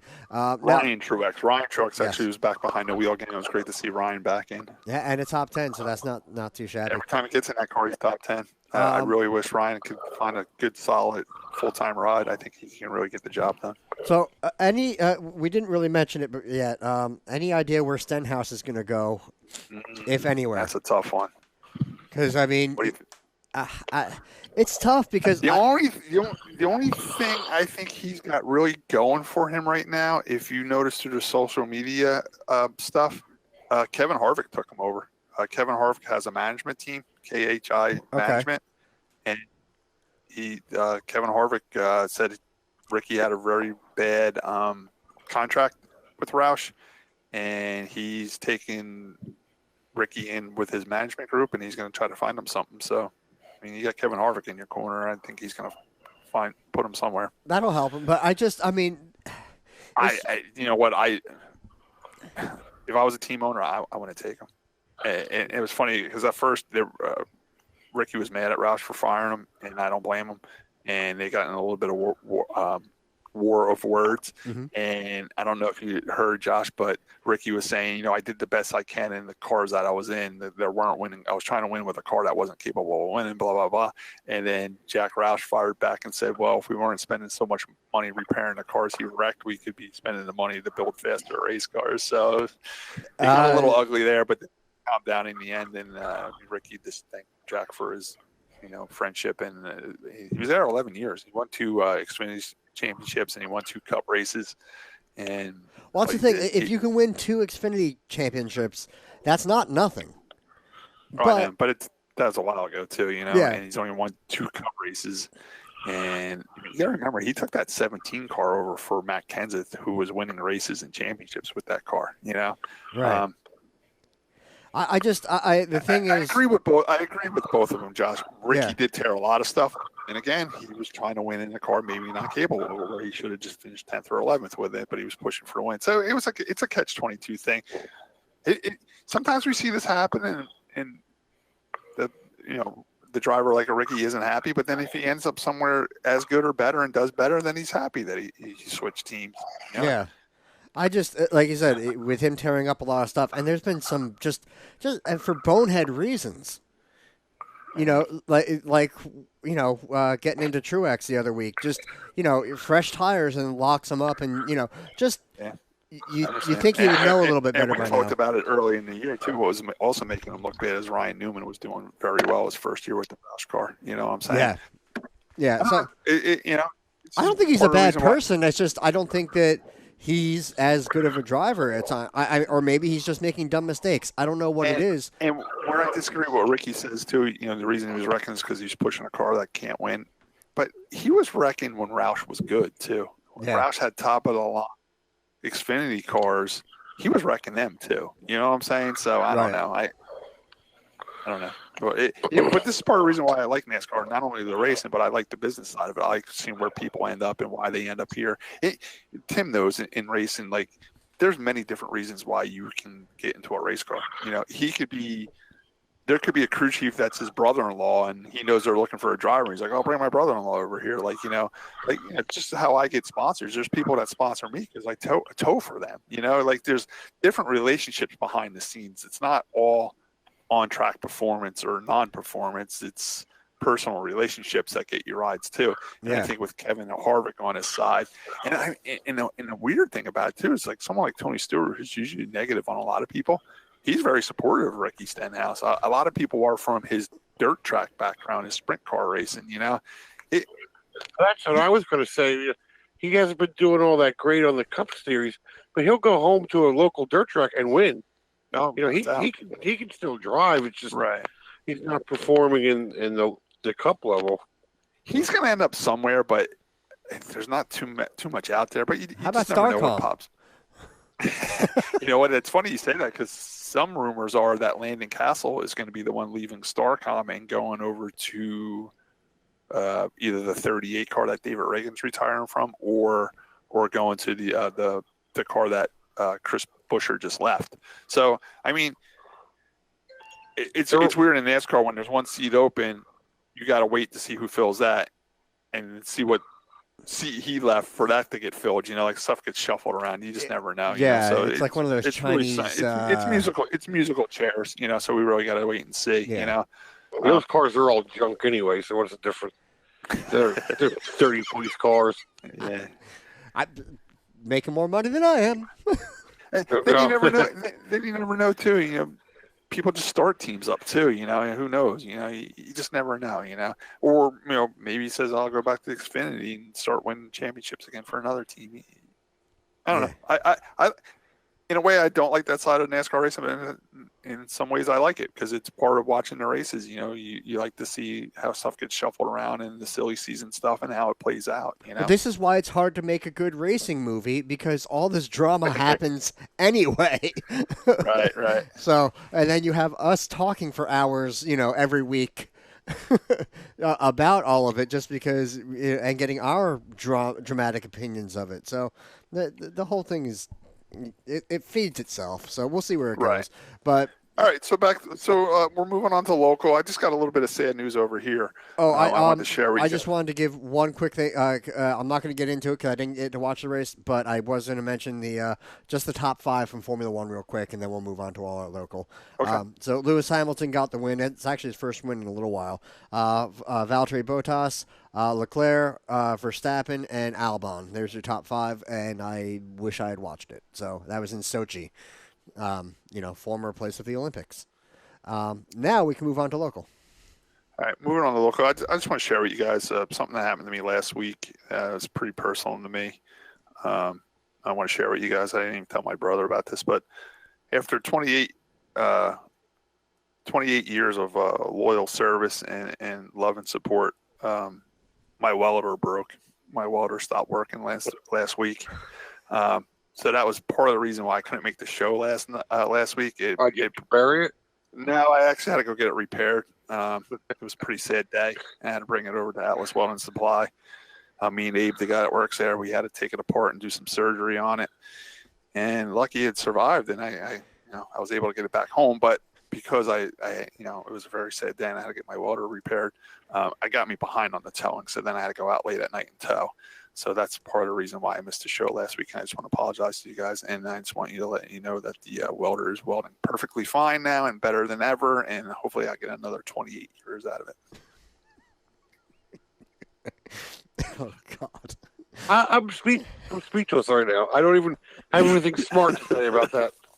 Hey, man, that welder been through a lot, man. I mean, that welder's watched girlfriends come and go. Watch race cars come and go. It's been in every race car shop. It's been at Dad's house, in his garage. It's been over at Elliot Wall's place when I rented shops off of his family. Now it's at my garage. It's a good little machine, It's a Lincoln welder. Was it more girls or more race cars coming and going? Probably a little bit of both. I've been through some race cars. How's Abe doing? He's all right? Yeah, Abe's a great guy. If anybody's ever been in Atlas Welding, they're all Hasidic Jews over there. It's a Jewish welding supply company. But, man, that guy can fix a welder. And he's real cool. They work out of an old chicken coop. They got every old welder that's ever been in this area, you know what I'm saying? And he just – I told him, I said, hey, man, I'm having a bad day. My little machine ain't working. Can we fix it? He's like, bring it in. He cleaned off the operating table, and we brought it in there, and we dug right in, and before we knew it, Abe had her welding good. A lot of the connections inside, all of these new welders are all circuit boards inside, but mine's, like I said, 28 years old, so it's got the old connections in there. He just had I told him, I said, I thought I needed a new heat setting knob, because it just wasn't working right. And there was times I had to turn the heat all the way up just to get it to weld where I would be, it's A, B, C, D, E for the heat settings. And I usually weld at C. And there's times I would have to turn it up to E to get any type of penetration. And I just knew there was something wrong there. And he took that all apart and he cleaned all the connections and he put a new connection tip on it. And it works great. So you just said penetration and tip in the same sentence. I'm sure there's a what have we learned segment right there. But, man, I'm in such a better mood now that my welder's working. And I'm glad to be back podcasting. It is. Cool. That place is kind of talking about is cool. It hasn't changed the thing. We used to go there with my dad when we were 5 years old to get an oxygen bottle, and it hasn't changed one bit. I tell you what, though, Tim, it is starting to change in there a little bit. They do have one of their younger grandsons working there, and he's computer savvy, and he was in there with like a scanner, and he's taking inventory with a computer. I said, get that computer out of here. I said, we don't do inventory like that around here. He's like, oh, yeah, we're updating. Josh, they're still so old-fashioned. Like, you're on there and you pay cash, and, like, say if it's, $27.86, they still have, like, a little jelly glass jar that they have the change in, and they like dump the change in their hand and count the change out and everything like that. It's a cool old fashioned. A lot of people don't like dealing with them because they're acidic to you, but I love them, man. They've like Tim. We've had a count over there for 40 years. My dad had one.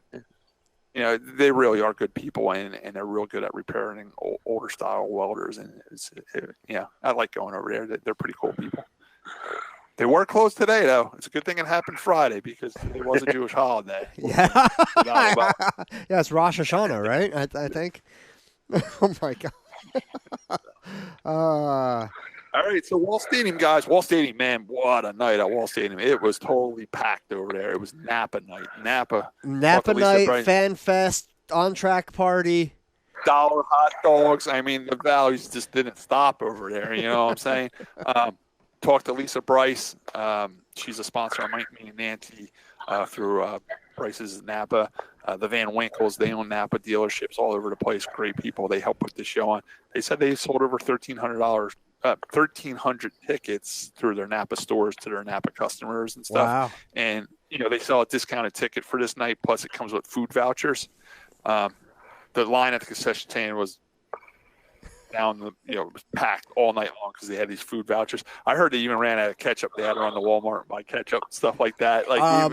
My mom was in line for probably, I don't know how long, but I ended up being too sick to go, so my mom went with my dad, and they ran out of chicken fingers before she got up there. They were running out of food. I mean, Napa puts on one heck of a night, man. And Tim, when I pulled down on that racetrack for the factory stock race, it was still packed from the top row to the bottom row. And I'm telling you, Josh, Fan Fest. The one mistake I think they make with Fan Fest is it's too early. They have it at 4:30 to 5:30. You know what I'm saying? Well, they want the cars pretty before you destroy them in a heat race. Yeah, I know. It's a little earlier in the day. I kind of wish they would do it a little bit later, but it was packed down there, Josh. Me and Nancy each had 500 hero cards each. Gone. Wow. Signed every single one of them, and they're gone. I had Manly, performance parts. They sponsored me, and they gave me stacks of Manly valve spring stickers and all that stuff. Gone. Everything we had was gone, Josh, and we had a lot to hand out.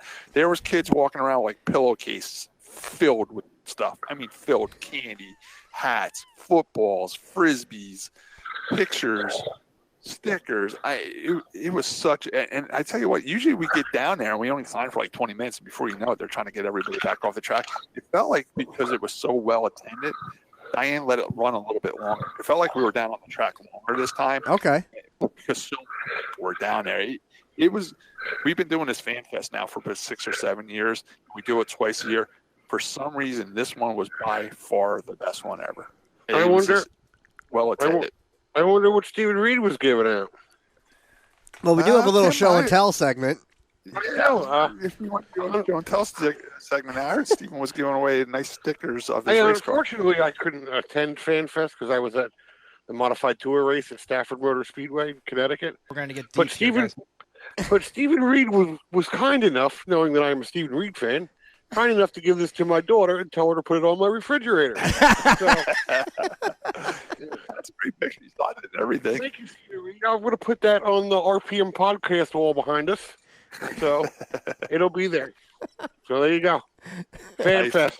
I tell you what, I did learn one thing at Fan Fest, and I think me and Nancy already talked about it. We notice a lot of people come and don't know what to expect for Fan Fest, so they don't bring like a bag or something for their kids. It's almost like taking your kid trick-or-treating and not bringing a bag, and a lot of people were asking me for bags.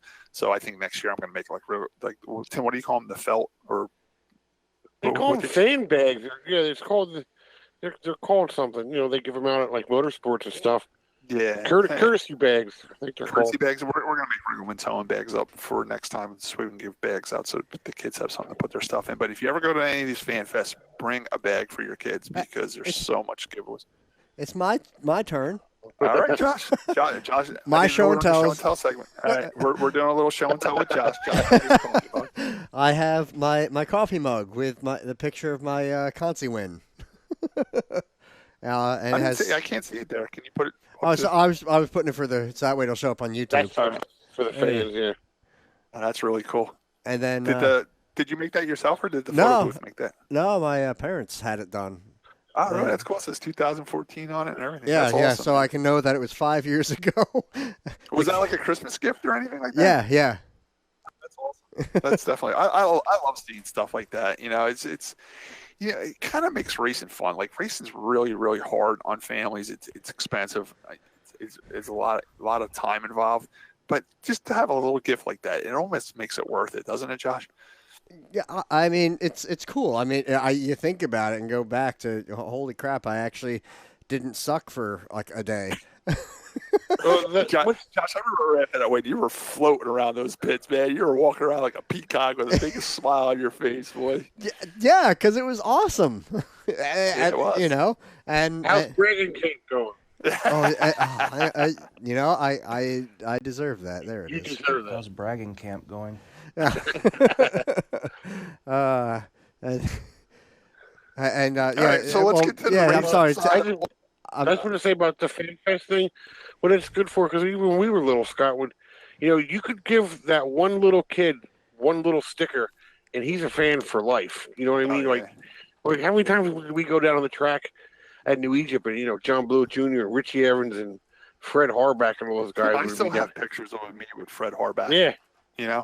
I'm wearing like an Evil Knievel T-shirt, and like 6 or 7 years old, and I'm standing back on the front straightaway in New Egypt. I still have those pictures, Yeah. Actually, speaking of which, are you wearing any racing shirts today? I got a Levi shirt on. I got my D&D Motorsports Darren Bird's Racing for Russ Cook shirt. And you know what? And it's getting competitive down there in those Fan Fest. Like people are trying to hand out better and better stuff than the next person. That's what makes it fun too. You know what I'm saying? So you're getting better quality stuff because they're competing. Yeah, we start doing crazy stuff. Like some kid brings a checker flag over to me, and I seen the Elliott Wall signed it. I'll sign my name over top of his name, stuff like that. It gets fun down there. It really does. It's really a good time. Do you remember when I used to give out ketchup packets? No. Oh, that's a good idea with the Heinz 57. No, that's a good idea. I did that with I had pictures I would sign and stuff like that. I gotta get my car back. Yeah, Scott, I know you were looking for my race car today when you were down here.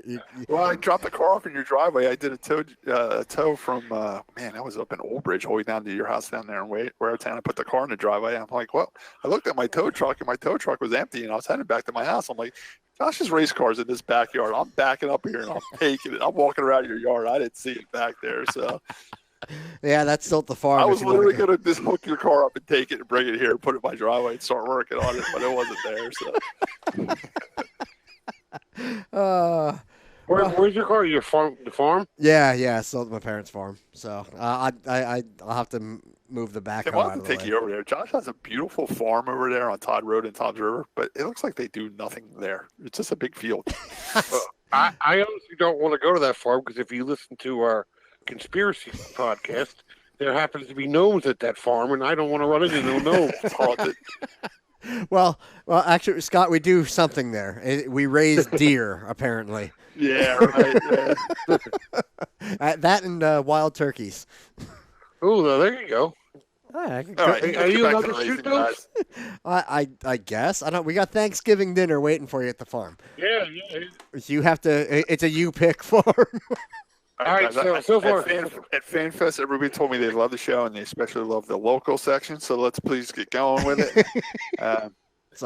All the divisions were at Wall Stadium Saturday night, so everybody can participate in Fan Fest, which made the night run a little long because every single division was there. I heard the modifieds made the night long. You're 100% right, Josh. We put the sportsmen down a lot, and I want to apologize to them because we were actually sitting in the grandstands, and the group of people we were sitting with, mainly Nancy, said, well, let's all take a bet and see how many cautions there are going to be. And everybody was hitting high. 10 cautions, 11 cautions, 12 cautions. Scott Regelman says, you know what? I want this race to go by quick because I want to race soon. I'm going to go with 2 cautions. Okay, and guess who won the bet? I did. Sportsmen only had 2 cautions, so they put on a great race. They really did. How's bragging camp going? we can't blame the sportsman for dragging the night out. For some reason, I didn't get to see the modified race because the factory stocks were next, so I was in my car getting ready to go. But the modified race did drag on and on and on, and they did have a few oil downs and a bunch of wrecks. And I heard they went single file for the restart. It got so bad, like they used to do in the old sportsman days. They said screw the double file restarts and went single file. Did it help? By then, there's not that many cars left in the track, so yeah, So the modified race did run a little long. I mean, but you know what? That happens over here. Like every division has a bad week, and this, there's factory stocks that have bad weeks too. We've had bad nights. Yeah. So on this particular night, the modifieds had 21 cars. So I always notice if you have the division over 20 cars, you start having a little bit more wrecks. They had 21 cars, and they had some wrecks. You know what I'm saying? Yeah. Were they bad runs, or were they just? Yeah, they did have one. The 44 car. Oh, man, I can't think. Was that Freeze? No, it wasn't Ron Merlino. Freeze. French? Merlino, yeah. We used to watch his father race, Joe Merlino.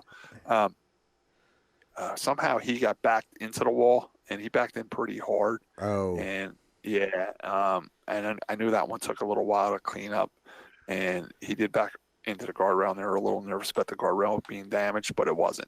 So, I hope he can make it back. I like watching that 44 car because it's an old Dick Barney Raceworks car that Alison Ann McGann had. It was one of her 15Bs, and he bought it and just put 44s on it. So it's got a lot of history, that car, that 44 car. It's one of the older cars out in the field, and I like watching him race.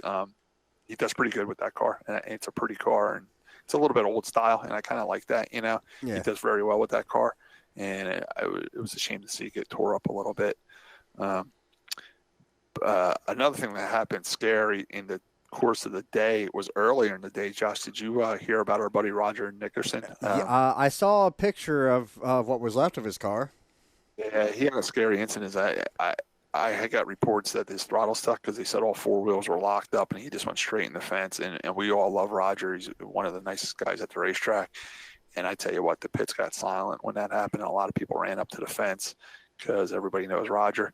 And the ambulance was down there taking care of him. But Roger was okay. But that Legend car was destroyed. Oh, my God, was it bad. And I saw in the picture, like the one frame rail looks like it was twisted up and around. Yeah, it was a scary, scary hit. So thank God, Roger, you're okay. Our race car, not so much. I don't know what his plans are going to be from here on out. If he's going to be, I know Roger also races on a very tight budget, like all of us. I think he said he's done for the year. He'll be back next season. Yeah. Okay, great. So he just planning on coming back racing. Yeah. No, I think he plans on coming back. It's just going to be it's going to take some time, and luckily we're towards the end of the season, so maybe not Turkey Derby, but. Next year, hopefully, he'll be able to have that. I don't know if he's going to need a new frame or if they can. I don't know if you clip that. I don't know how far back that damage goes. It was scary. It's one of the worst Legend wrecks I've seen. But go ahead, Josh. Hit us with the top 10 for the Legend cars. Okay, yeah. Legend cars top 10 is Mason McGee gets the win. That guy's from Maryland. Northwest Maryland. I don't know if that's a town or just they didn't know, so that's the general direction. He was fast, and my mom said she was sitting by his people, and he bought like 40 people with him. So. Wow. Okay. Hey, you brought people. Joe McGrath, Rob Silver, Peter Bruno, Sean Verwis, Quinn Trimmer, Jim Downey. I haven't seen that name in a while. Yeah, he's back racing in a weird twist. He always raced the big cars, and in a weird twist, he's racing with a Legend car. It's good to see Jim Downey back at the races. Good. Chris Gall and Joe Przybylski. That's your top 9 for the Legends. I'll do the late models real quick. Shannon Monjo gets the win, followed by Chris Silvestri, Michelle Mormon, Mike Tillett, Greg Gastelou, and Jim Mormon. Now Shannon had to get out of the car, do his speech, get back in the car, get off the track, then get in for the sportsman feature, which I'll go into next here.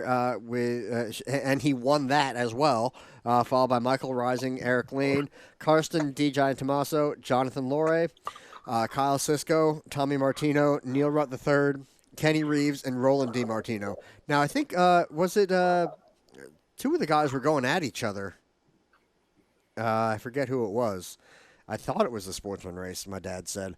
They ended up getting black flagged for something. Or no, actually, that might have been the modified race. Was that French and Freeze going after each other? They black flagged Oh, them? maybe. Yeah, maybe. I- The Sportsman race was actually a good race, and I tell you what, Michael Rosen was running very well. That kid's going to get a win soon. I mean, I tell you what, there's no quit in that dude's game because he's had a tough season, and he comes back every week, and he comes back more determined to win again. I thought he was going to get the win Saturday. He had a nice lead on Shannon, and then the yellow came out, and he even beat Shannon on one of the restarts and held Shannon off for a while, and then the yellow came out again, and Shannon was able to beat him on that restart. But they battled wheel to wheel for a long time, and Good. Shannon was able to pass him on the outside, which is pretty impressive for the Sportsman car. And Shannon was able to pull away from Michael, but Michael was able to hold on for a second place. And I really like Mike's determination and no quit. I mean, he's had a tough year and he's been a lot of parts up, but he's going to get a win. Good. I mean, I'm glad that it was a good finish, a good night for him. Yeah, I mean, like I said, every once in a while, a Sportsman can put on a pretty darn good race. It's just that they tend to not. Now, I will say my dad said the factory stocks were a pretty good race, as usual, but he said the best race of the night was the four cylinders. Is that right? Yeah. I didn't get to watch the four cylinders. He said that it was just they were, especially after one of the restarts, they were just battling side by side. There was a group of four of them right at the front there. So I'll go through the top 10 and then we'll talk about it just a little bit. So Jeffrey Loesch gets the win. He's out of Neptune City. Then you have Ronnie Mullen, Alonzo Morales, and Neil Rutt III. Nicole Rosano, Ryan Marr, Brian Barbalacci, Cody Critelli, Darianne McLaren, and Bill Schwartz. So yeah, apparently it was just that top four, and you almost had like two groups, and they were just really fighting for it. And It must have been an exciting race because I know when I watched the cars rolling on the track, I noticed Ronnie Mullen was starting in the back first. So for him to finish up in the top four, he must have been really coming through the pack, you know? yeah, so second for him, and then you had Alonzo and Neil Rutt. And you look at these guys; these are winners, you know, this season. You had all the good guys right there battling for the win. Exactly. So I mean, all that talent's right at the front there, and they're Right. fighting for it. So I mean, you know, hey, good job, four cylinder guys. And that's what I mean. Like, it's weird. Like, you know, a division like the Sportsman can have a terrible race last week, but then put on the best show this week, where the Modifieds had a tough night this week, but next week they might put the best show on. You know what I'm saying? So Yeah. it's just weird how things work out like that, you know? I heard Mike Lavery had a tough night. He drives that really beat up like blue and yellow. The 7X. 7X, yeah. I've seen him. I didn't race with him, but during the snow enduro out at Mountain or Evergreen. He was out there. Yeah. So he was out from that area, and then Did you ever talk to him, Josh? once or twice. He's got a real thick accent. He's from a different country. Irish, I thought it was. Is he Irish? He's real thick accent. I love talking to him. Yeah. And I don't know what he's saying. I just love talking to him. He's got a great accent. Scott's like, well, yeah, I live down by the 609, so.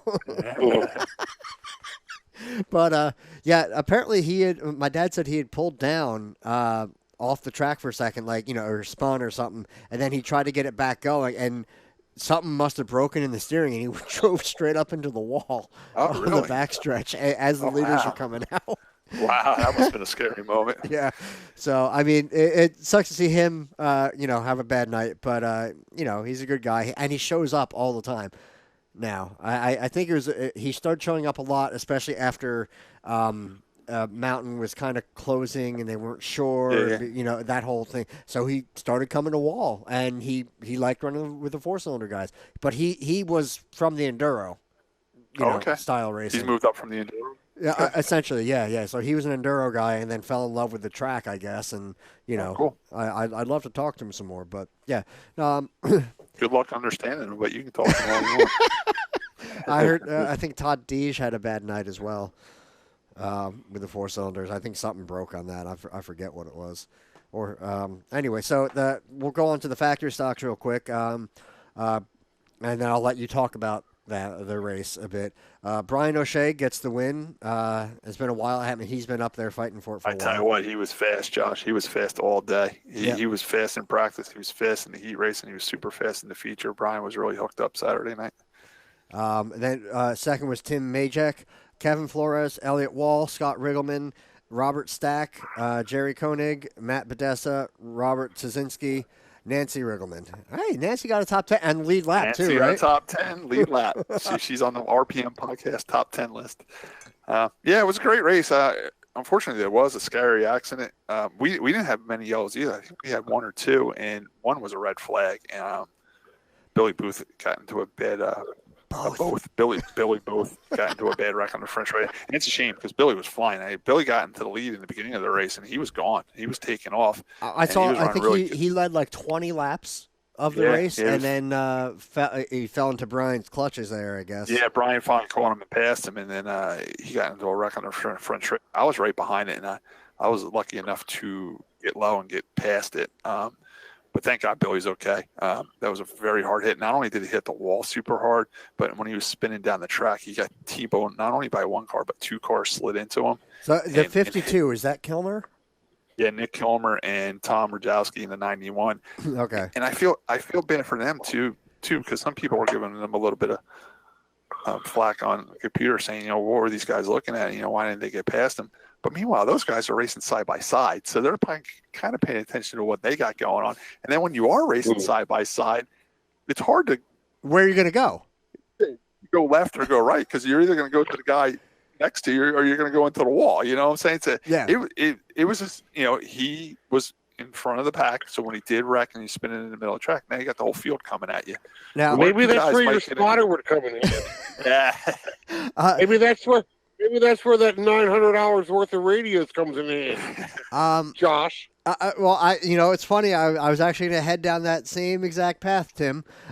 Scott, do you know if when they were calling out yellow or where it was or anything like that? No, I wasn't too sure. Tell you the truth, Josh. I thought it was my receiver, so I changed earphones and I put a fresh battery and all that stuff.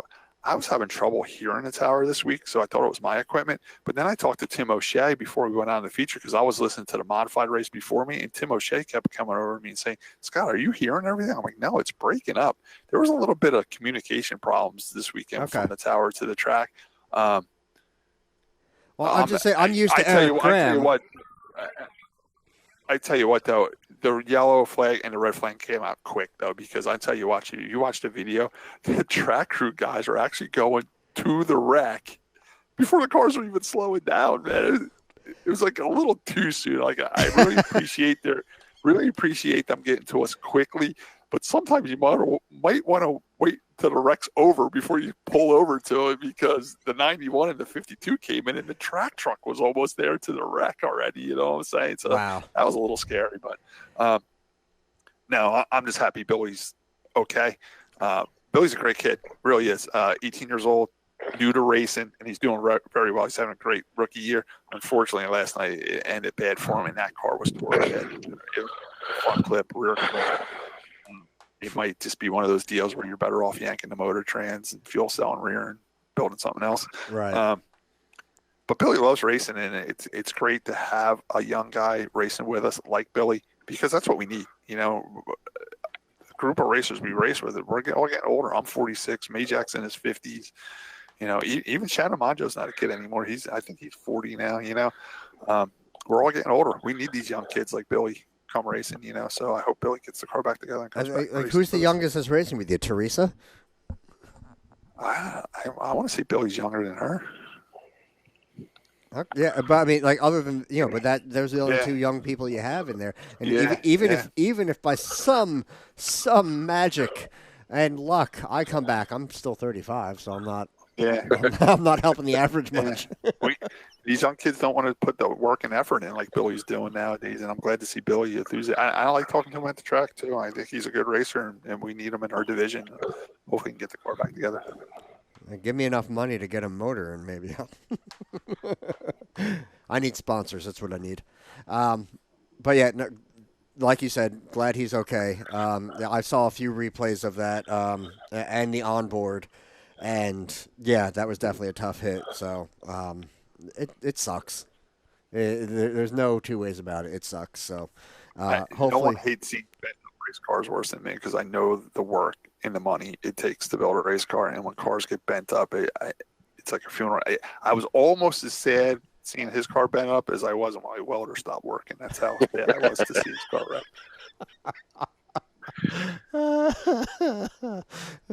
But Billy's he's full of enthusiasm. He's really loving the racing, so I'm sure they're working hard. I know he's got Bruce McLaren helping him. Bruce works really hard on race cars. He's their nephew. Is that right? Yeah, there is some tie in there. I've seen pictures of where Bruce had the car up at work, and they work on the car up there. And they'll get him back out there. Oh, I'm sure he'll be back sooner rather than later. I mean, if not next week, maybe by Turkey Derby.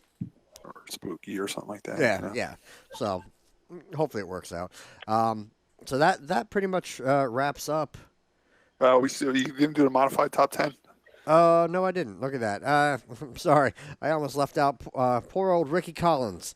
Ricky got his first modified feature win. It's great. I tell you what, Ricky's another one. Just like Michael Resnick, had a little bit of a tough year, had some engine problems, had some wrecks, never quit, always came back to the racetrack and raced, and it paid off for him. You got the big win. Congratulations, Ricky, on your win, and hopefully many more to come. Yep, and then so following him was Jonathan Mandato, Eric Moriello, Jason Hearn, Sean Carrig, Mark Rogers, Eddie McCarthy, Stephen Reed, who Tim obviously loves. Tim's favorite with the picture. I got my sticker. Ken Matlack. Tim, is that a sticker or a picture? I believe it's a sticker. Ken Matlack and Kevin Davison are your top 10. That's what I mean. Ricky Collins beat some pretty good cars up there. Who was second in that race? Don't peel it now. I want to make sure that I'm properly. You think I don't know? I'm sorry. What was that, Scott? Who was second in the modified race? Second, Jonathan Mandato. Yeah, Jonathan's fast. That 85 car's always fast, and then he had Eric Moriello in third.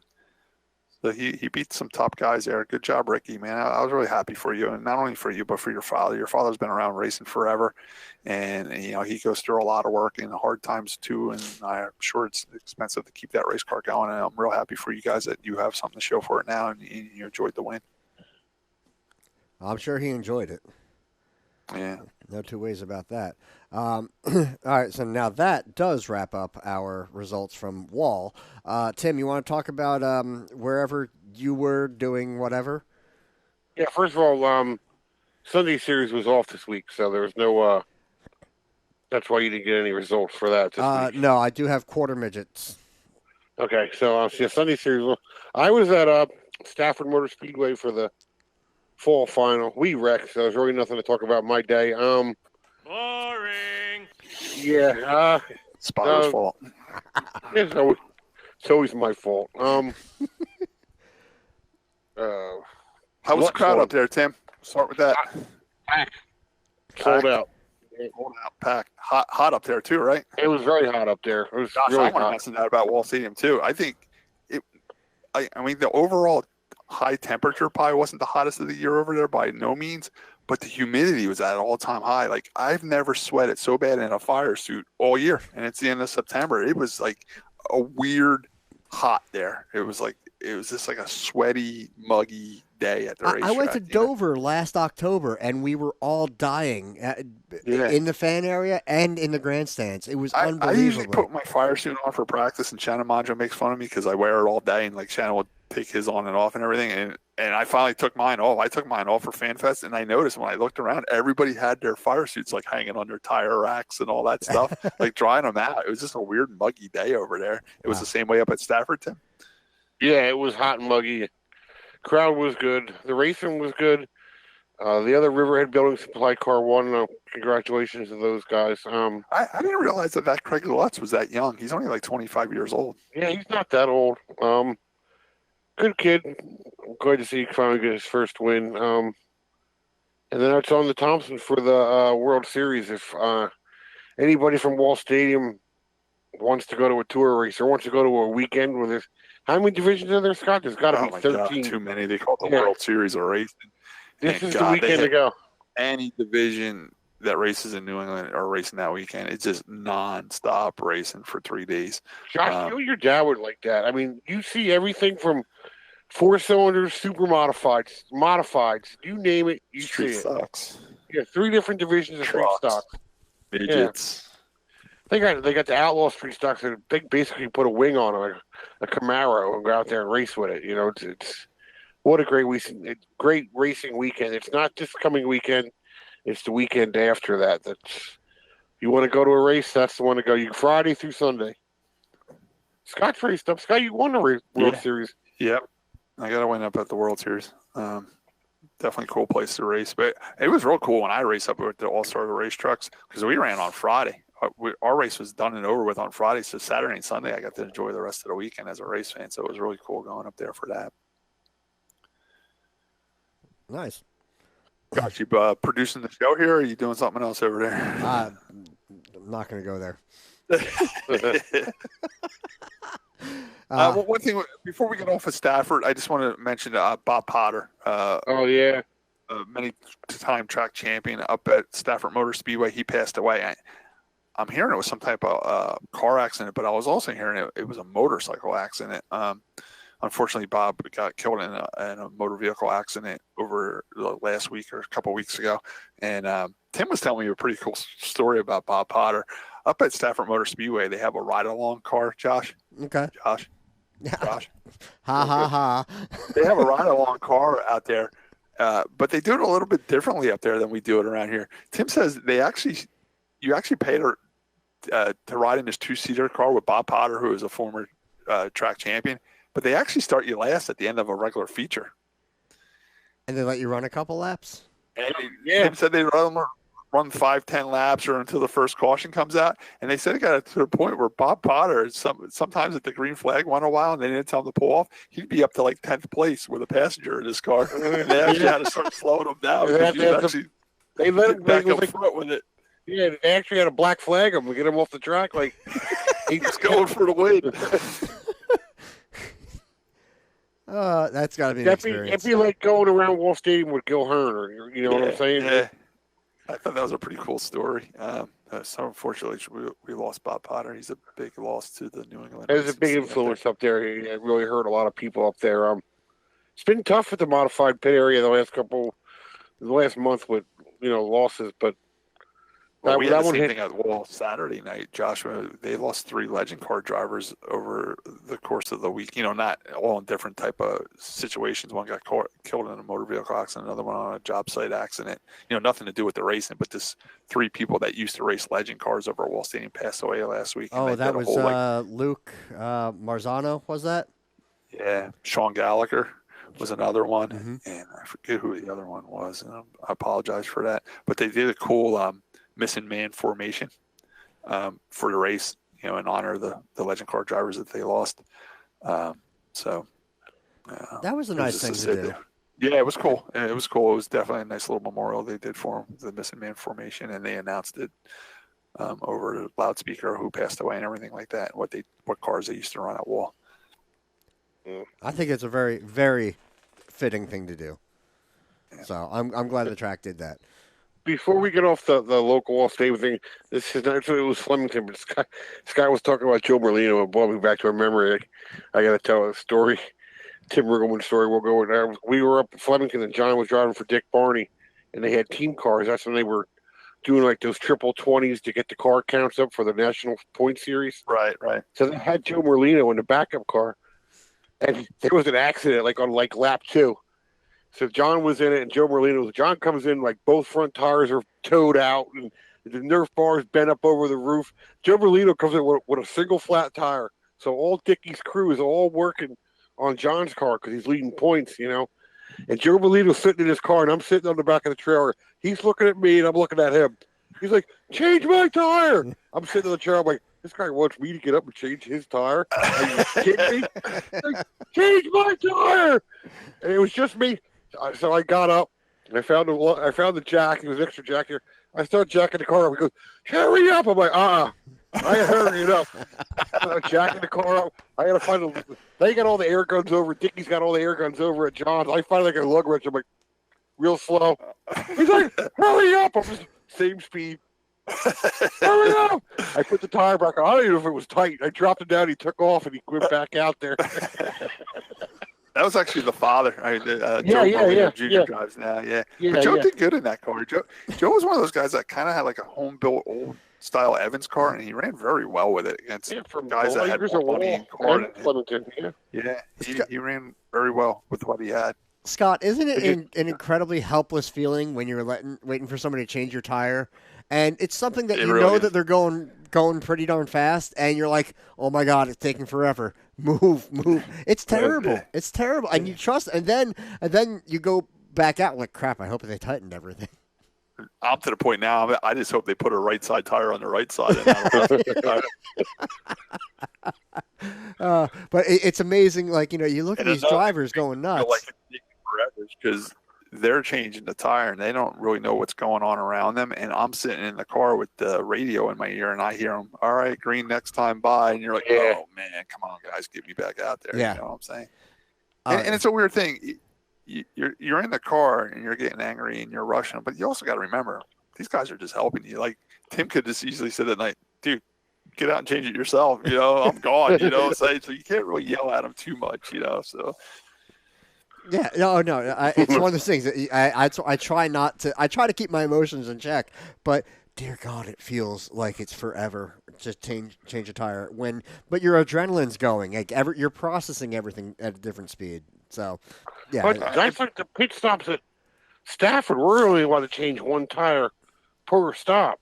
Like if you want to change more than one tire, you got to come in, get a tire, drop the car, go back around, pit again, jack it up.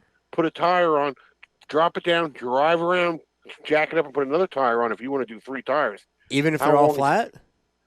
Yeah, one of the two. I don't know if they're flat, but under competition. No, he's talking about a change tire when they put new tires on. Yeah. Okay, I was going to say, if you spun and were in a wreck, yeah. How long does that feel? That must feel like 20 minutes, coming in 3 times. Oh, that'd be terrible. But real quick, before we get off the local, we don't have to do the top 10 down at Bridgeport. I just want to say that Lee Allen did finish 5th down there. Lee's a good listener to the show. I got to pick on Lee Allen a little bit because at the beginning of the year, he had some problems over at New Egypt, and he swore off New Egypt. I'm never going back. I'm never racing there again. Never getting another dollar from me. That place, blah, blah, blah, blah, blah. Guess where Lee Allen last raced 2 weeks ago? New Egypt Speedway. Sorry, Lee, buddy. I just had to call you out on that. I'm glad you went back to New Egypt. I hate when people say that. I ain't never going back there. This happened, that happened. Just go back. You know what I'm saying? Just go back. It's another racetrack. Just enjoy it. Yeah, it's one of your old local racetracks. Good to see the Lee put his problem behind him and go race New Egypt Speedway. Josh, you didn't mention that this weekend was championship night coming up at Wall. We're going to get to that too. I want to bring up the quarter midgets real quick. I have the Garden State Quarter Midget Racing Club results. It looks like from last night, or he sent it last night. The senior animal A-main, Ryan Coulthal, Thomas Schwarz, and Brandon Sullivan. The UNR animal A-main, Zach Leonardo. Junior Honda A-main, Chris Buffalino, Anthony Kane, Jake Mullen, Mason White, Ryan Patterson, Cole Farris. Senior Honda A-main, Thomas Schwarz, Jojo Leonardo, Justin Farris, Brandon Sullivan, Gianni Monteleone. The heavy Honda A-main, Ryan McConnell, Justin Emmons, Zach Leonardo. The light 160 A-main, Ryan Coulthal, Jojo Leonardo, Thomas Schwarz, Brandon Sullivan, Chris Buffalino. The heavy 160 A-main, Zach Leonardo, Ryan McConnell, and Justin Emmons. And I do have one other thing that I want to mention as I click on the wrong email because I'm special. Okay, so the Garden State Quarter Midget Racing Club is holding. They're holding another Arrive and Drive on October 12th. That's right, October 12th. I'm going to try to raise the thing, but it's $25 per driver, and all the safety equipment and a quick lesson about the cars, the track, the flags is going to be included in the cost there. So if you have kids that are interested possibly in joining the Quarter Midgets and they want to try it out, $25, you can get them a couple laps in the car, and they can see if they like it or not. If they don't like it, you never have to do it again. You're out $25. No big deal. You know, you got to see your kid in a race car. If they And love do it, now like you can spend. you get ready to spend thousands because you're going to be in it for a long time. Just ask my brother; he spends thousands on his kids' cars. Yes. And that's going to be Saturday, October 12th from 10 a.m. to 3 p.m. at the Little Wall, which is in the back of the pits of the big track. If you need to contact anybody, you can contact Sarah Galser for any questions. That's stardustemt@aol.com or 908-489-5712. Once again, that's 908-489-5712. Reservations are required and all that, but just call, email, check it out. It's worth it. I mean, you got 2 weeks, it looks like, to prepare. The kids love it, and maybe this is their hobby. If they don't want to play soccer or football, get them into racing. It's fun. It's a good thing, and it's great that they do this. I wish they had something like this for the big cars, because if it weren't for Chris Felber, trusting me to drive his factory stock one night, how was I going to know if I was going to do this or not? Josh, you mentioned that, and we have a younger crew member that's been helping us on the car, and Nancy let him drive her car down to Fan Fest and let him drive it off the track for Fan Fest. What did he hit?